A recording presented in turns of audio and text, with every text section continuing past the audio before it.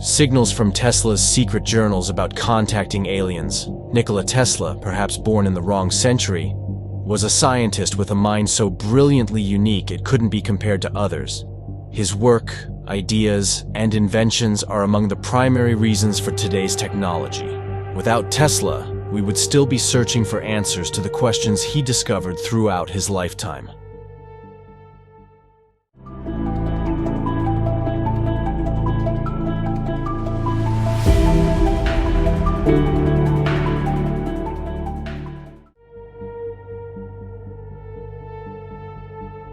Tesla, while possibly less well known than Einstein and Edison, deserves far more recognition for his work and legacy.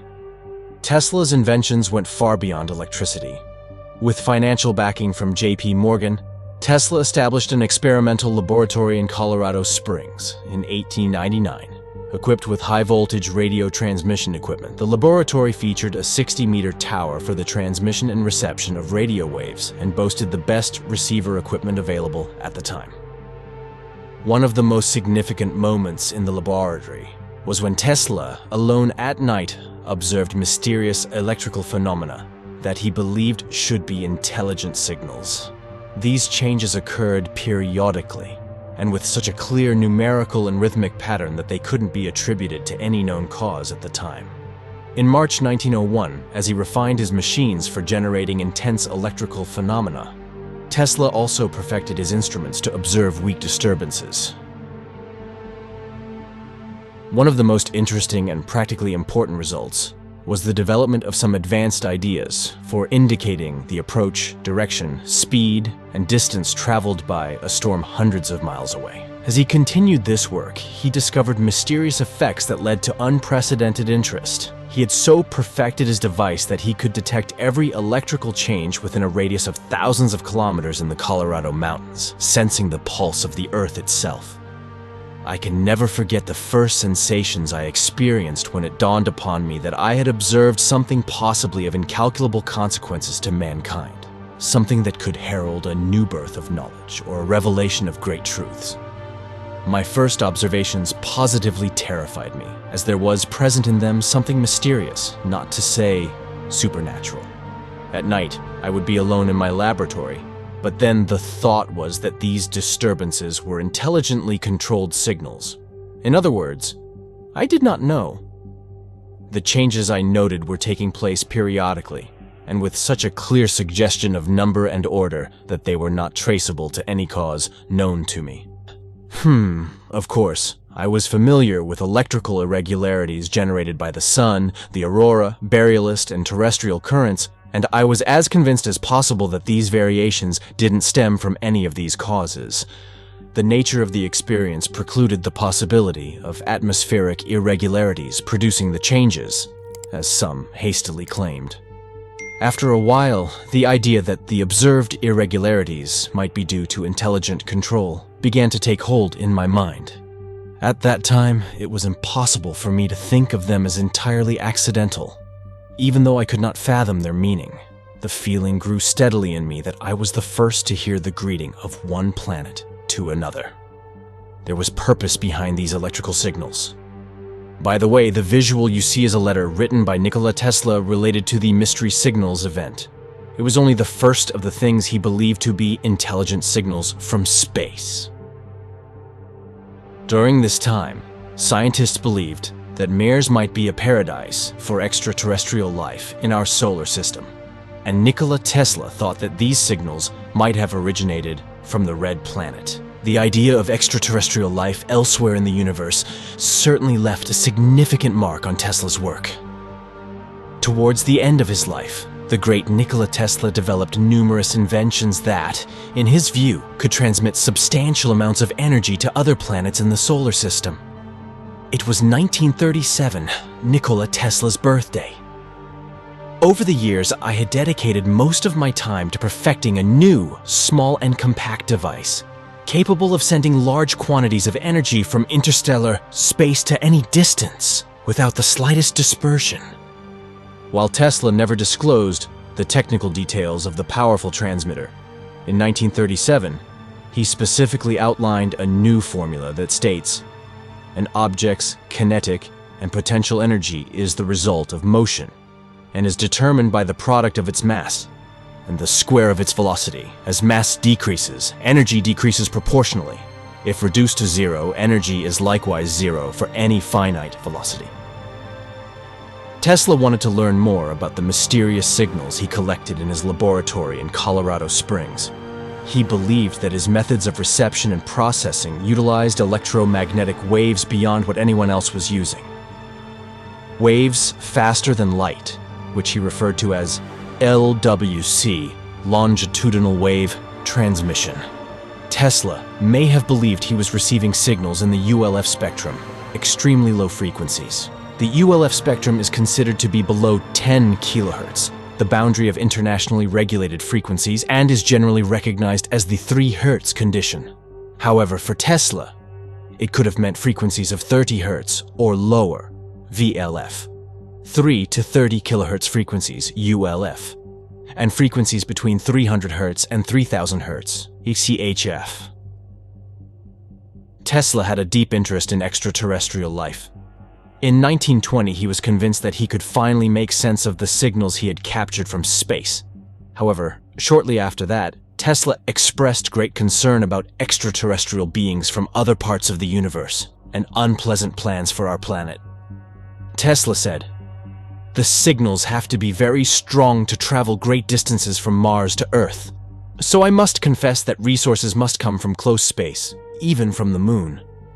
However, I am sure that every night living beings communicating with each other are not from Mars or probably from another planet in our solar system."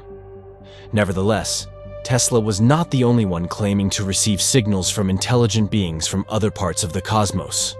Guglielmo Marconi also claimed to have received signals from an alien radio transmitter. However, Marconi's claims were quickly rejected by his colleagues, who believed the interference came from another radio station on Earth, not from aliens. By the way, Tesla had perfected his equipment to the point where he could identify voice transmissions. Tesla believed that these transmissions were actually coming from beings on other planets. In 1937, when Tesla explained the following to the public, he gave a few clues about these interplanetary transmissions. "During the past year, I have been devoting most of my time to the perfecting of a new and compact apparatus by which energy in considerable amounts can be transmitted through interstellar space to any distance without the slightest dispersion. Now I have accomplished this and am ready to transmit power." Everyone was in shock. Most people may not know, but it is believed that Tesla's interest in extraterrestrials was so significant that he had developed a special device to facilitate communication with aliens from other parts of the cosmos. The mysterious device was called the Teslascope. Yes, you heard it right. Tesla was receiving cosmic ray signals and eventually converting these signals into sound. When the magnificent guru spoke, the signal was sent to the other end as a cosmic ray broadcaster. The truth is, there is so much we know and don't know about Tesla's projects and inventions. It is impossible to know how much of Tesla's work remained hidden in top-secret military circles. What we can infer is that Tesla's studies and theories on extraterrestrial beings from other planets were taken extremely seriously by a high-ranking government official to an exceptionally high degree.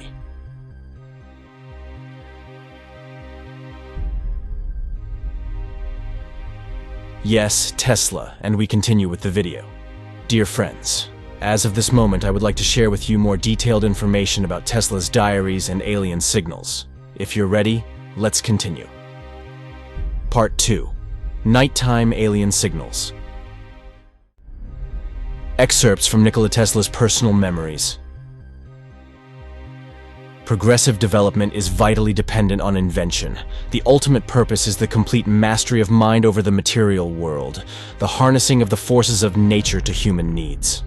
This is the difficult task of the inventor, who is often misunderstood and unrewarded. But he finds ample compensation in the pleasing exercises of his powers and in the knowledge of being one of that exceptionally privileged class, without whom the race would have long ago perished. Speaking for myself, I have already had more than a full measure of this exquisite enjoyment, so much that for many years my life was little short of continuous rapture. I am credited with being one of the hardest workers. And perhaps I am, if thought is the equivalent of labor, for I have devoted to it almost all of my waking hours. But if work is interpreted to be a definite performance in a specified time, according to a rigid rule, then I may be the worst of idlers. Every effort under compulsion demands a sacrifice of life energy. I never paid such a price. On the contrary, I have thrived on my thoughts. In attempting to give a connected and faithful account of my activities in this story of my life, I must dwell, however reluctantly, on the impressions of my youth and the circumstances and events which have been instrumental in determining my career. Our first endeavors are purely instinctive, promptings of an imagination vivid and undisciplined. As we grow older, reason asserts itself, and we become more and more systematic and designing. But those early impulses, though not immediately productive, are of the greatest moment and may shape our very destinies. Indeed, I feel now that had I understood and cultivated instead of suppressing them, I would have added substantial value to my bequest to the world. But not until I had attained manhood did I realize that I was an inventor. There were a number of reasons for this. First of all, I had an extraordinarily talented brother. His early and unexpected death, one of those rare mental phenomena that biological research cannot explain, left my family uneasy. We had a horse presented to us by a dear friend. It was a magnificent animal of the Arabian breed.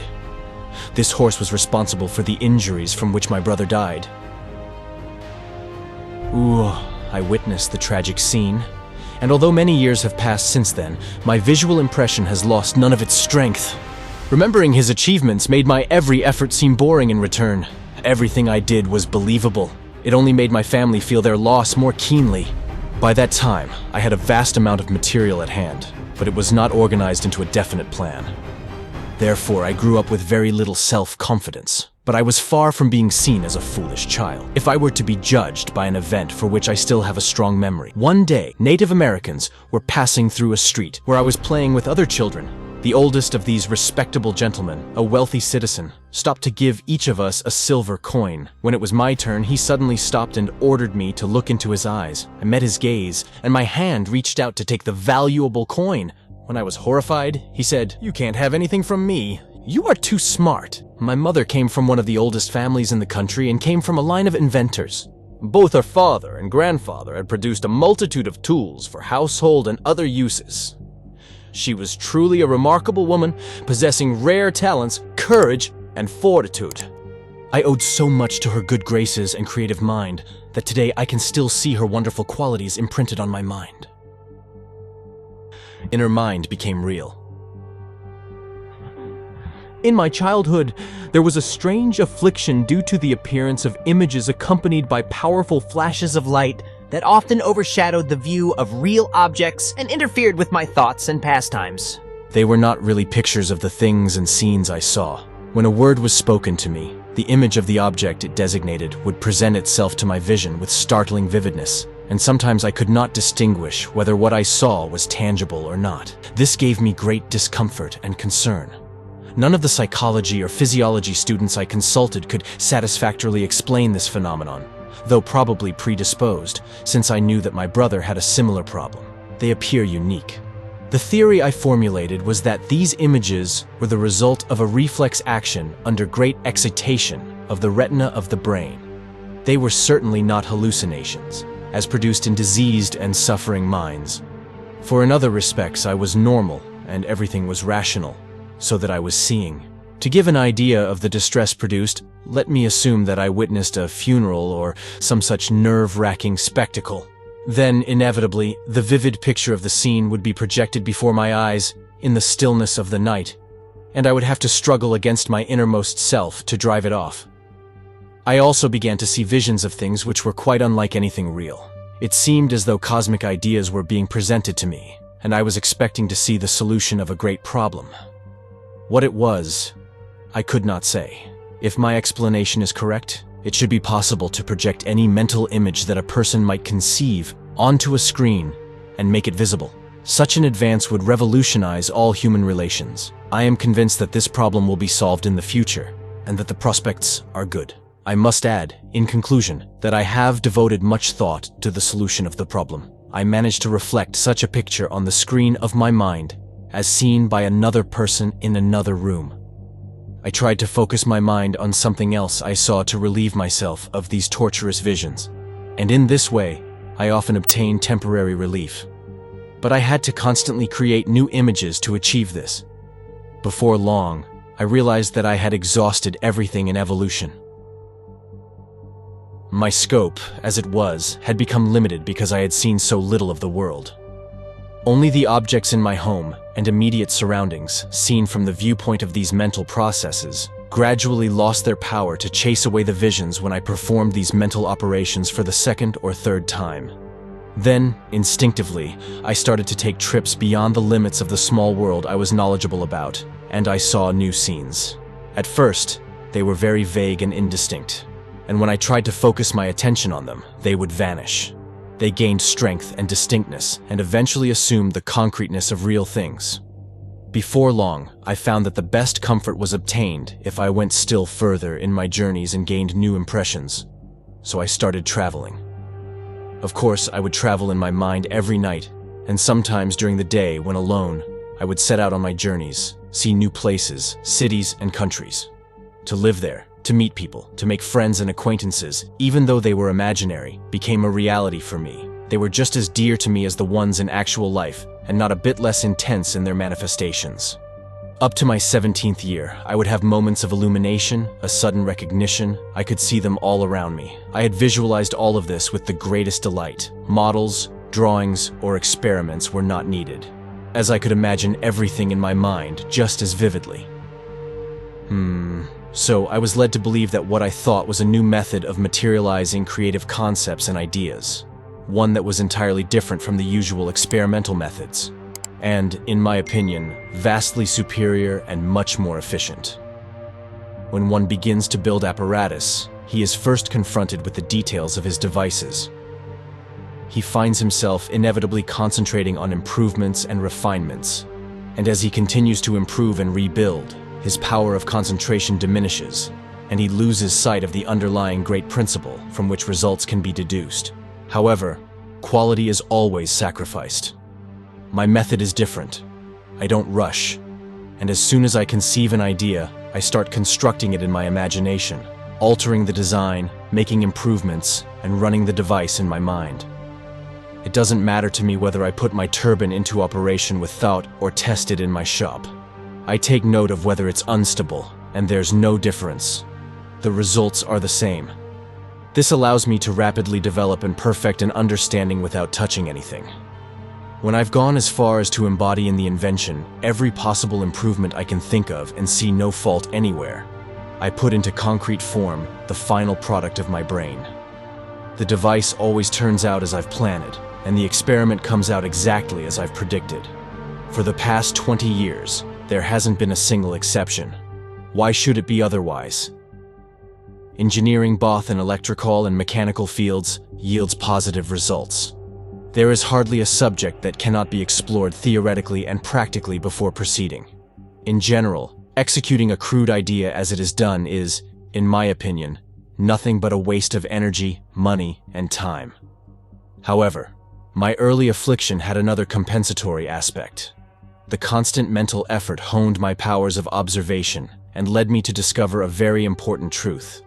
The emergence of images always precedes the actual scenes, and this typically occurs under unusual circumstances. I had mentioned this, and every time I was compelled to find the original impulse. After a while, this effort became almost automatic, and I gained significant ease in establishing connections between cause and effect. Before long, I surprisingly realized that every thought I conceived was suggested by an external impression. It wasn't just that. All my actions were similarly prompted. Over time, I understood clearly that I was an automaton, responding to the stimuli of my sensory organs and thinking and acting accordingly. The practical outcome of this realization was the development of teleautomatics, a field that had previously been poorly executed. However, hidden possibilities will eventually be revealed. I have been planning self-controlling automatons for years, machines that will, to a limited extent, act as if they had minds, and I believe they could revolutionize many commercial and industrial departments. When I first succeeded in deliberately removing an image from my vision, I was about 12 years old, but I never had control over the flashes of light I referred to. These were perhaps my strangest and most revealing experiences.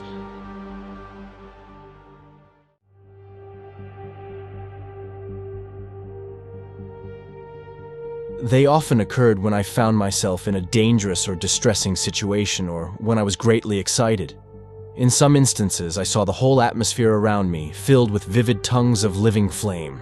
Their intensity increased with time, rather than diminishing, and it seemed to reach its maximum when I was about 25 years old. In 1883, while I was in Paris, a prominent French manufacturer sent me an invitation for a shooting expedition, which I accepted. I had been confined to the factory for a long time, and the fresh air had a wonderful, invigorating effect on me. That night, when I returned to the city, I felt a positive sensation that my brain was on fire. I was like a small sun inside me, and I spent the whole night applying cold compressions to my tortured head. Eventually, the frequency and intensity of the flashes diminished, but it took over 3 weeks for them to completely subside. When a second invitation was extended to me, my response was a definite no. These sparkling phenomena still make occasional appearances, much like a new idea striking me, opening up possibilities, but they no longer excite me. They are of relatively low intensity. When I close my eyes, I always observe them first. It starts with a dark, uniformly blue background that is no different from the sky on a clear but starless night. Within a few seconds, this field comes to life with numerous sparkling green flakes arranged in several layers and advancing towards me. Then, on the right, 2 systems of parallel and closely spaced lines bring forth a beautiful pattern in all sorts of colors, dominated by yellow, green, and gold at 8 right angles to each other. Immediately after that, the lines become brighter and sprayed thickly with all the glittering points of light. This picture moves slowly across the field of vision and fades on the left in about 10 seconds, leaving behind a rather unpleasant and thin gray background until it reaches the second stage. Every time before falling asleep, images of people or objects fly in front of my vision. I know that when I see them, I am on the verge of losing consciousness. If they are absent and refuse to come, it means a sleepless night. During this period, I developed many strange preferences, likings, and habits. Some of them I can trace back to external impressions, and some were linked to the fascination of inexplicable flashes of light, but Pearls were about to provide me with a game. After completing my studies at the university, I experienced a complete nervous breakdown, and while I was ill, I observed many strange and incredible phenomena. Nikola Tesla was born on July 9, 1856. We can observe from Tesla's own writings that he possessed a unique mental capacity that few could hope to achieve. It is not surprising that Tesla directly confronted such a mind-boggling event as the possibility that humans may not be alone in the universe. Tesla's atypical approach to confronting and coping with the unknown has led to speculation by some that his true parentage may have originated from beyond this planet. This suggestion is not new. In fact, Tesla once told one of his personal assistants that he often felt alien to this world. Tesla came from a distinguished family. He was born in the village of Smiljan, now in Croatia. Tesla's father was an Orthodox priest, and his mother, though uneducated, was very intelligent. Tesla, a dreamer with a poetic touch, added self-discipline and a desire for precision to these earlier qualities as he matured. Margaret Cheney, Tesla Man Out of Time.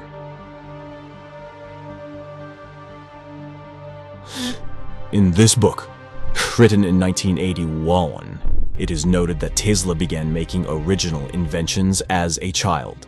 At the age of 5, he constructed a small water turbine, quite different from what he saw in the rural areas.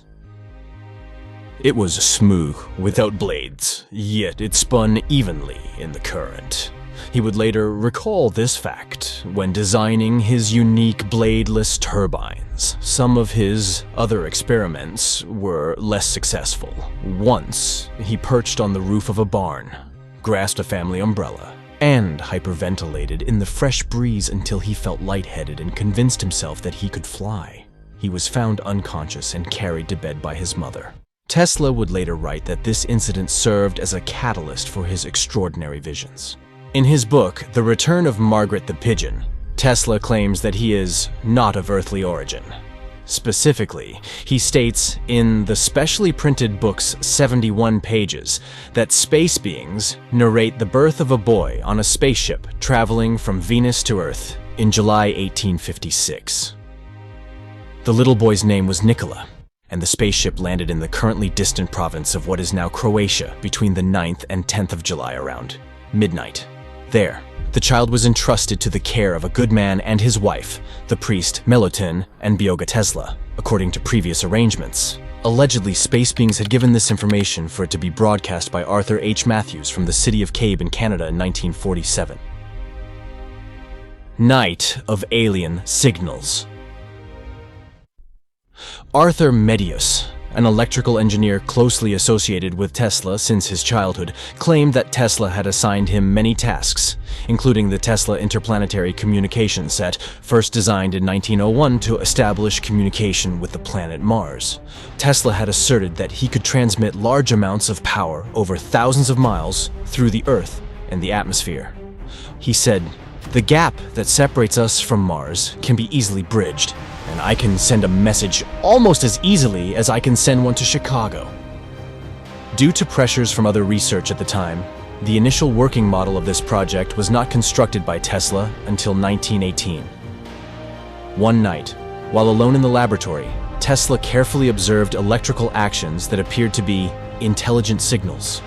The changes occurred periodically and were so distinct in number and regularity that they could not be attributed to any known theory at the time. Tesla detailed the topic of communicating with planets, saying, "While perfecting my machines for the production of intense electrical actions, I was also perfecting means to observe feeble efforts." One of the most interesting results, and one which was, in many respects, fundamental, was the change of the behavior of my receivers. I attained extraordinary sensitiveness, and soon discovered that I was able to note some effects of the sun, which were at the time unknown. As he continued this work, he discovered mysterious effects that led to such unusual knowledge for the first time. He had perfected his apparatus to the point where, from his laboratory in the Colorado mountains, he could feel the Earth's pulse by noticing every electrical change within a radius of thousands of kilometers. I will never forget the first feelings I experienced when I realized that I was observing something that probably had incalculable consequences for humanity. It was as if I were present at the birth of new knowledge or the revelation of a great truth. My initial observations filled me with a sense of awe, for there was something mysterious and seemingly supernatural about them, and I was alone in the laboratory at night. However, at that time, the idea that these disturbances were intelligently controlled. Signals had not yet been presented to me. I was unaware. The changes I noted occurred periodically and were so distinct in number and regularity that they could not be attributed to any cause known to me. The nature of my experiments also ruled out the possibility that the changes were produced by atmospheric disturbances, as some hastily suggested. After a while, the idea that the disturbances I observed could be caused by intelligent control began to dawn on me. Although I did not understand their meaning at the time, it was impossible for me to think of them as purely accidental. The feeling that I was the first to hear a greeting from one planet to another grew steadily within me. There was a purpose behind these electrical signals. As Tesla further mastered the translation of these mysterious signals, this perspective would change. Toward the end of his life, Tesla had developed several inventions that he claimed could transmit powerful amounts of energy to other planets. In a birthday press conference in 1937, Tesla stated the following: Over the years, I have devoted most of my time to perfecting a new small and compact device that can send significant amounts of energy to any distance without the slightest dispersion in interstellar space. New York Times, July 11th, 1937. Tesla never publicly disclosed the technical details of his improved device, but in his announcement in 1937, he introduced a new formula that indicated the following.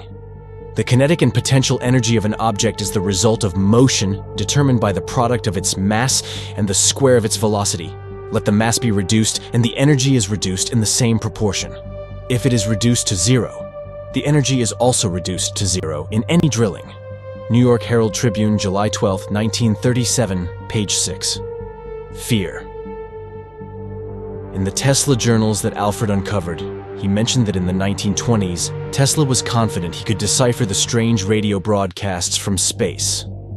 However, shortly thereafter, Tesla began expressing significant concerns about extraterrestrial beings from other planets with unpleasant plans for the Earth. Tesla wrote that the signals were powerful enough to traverse great distances from Mars to Earth. He stated, "So, I must admit to myself that the resource must come from somewhere nearby in space, even as close as the moon." However, in his journals, he also wrote that he was sure that the beings communicating with each other every night were not from Mars, or probably any other planet within the solar system. There is some public validation of the validity of the missing journals and Tesla's belief in extraterrestrial beings and the importance of communicating with them. As mentioned earlier, Arthurus claimed that Tesla had secretly developed Arthurus for the purpose of communicating with extraterrestrials. If Tesla had lived long enough to witness the modern UFO era, he would have undoubtedly been vindicated in his earlier claims. In his journals, they mentioned frustrating attempts by the government or the military to inquire into his theories. Apparently, Tesla's letters went unanswered, leaving the question of whether his ideas were taken seriously or dismissed as mere eccentricities. And this continues to be a matter of conditional evidence. It suggests that during World War II, when the first flying saucers were sighted, the United States may have signaled a specific expectation. Tesla's ideas could secretly have even more impact than Tesla envisioned. Nikola Tesla had claimed that he could transmit large amounts of power over thousands of miles through the Earth and the atmosphere, saying, "The gap which separates us from Mars can be easily bridged, and I can almost as easily send a message to Chicago." Information and audiobook transmissions on the subject of Tesla will continue. Yes, my friends. As for me, I am just a lonely human. Subscribe to our channel, leave your comments, and be sure to turn on your notification bell. Thank you all. We will meet again.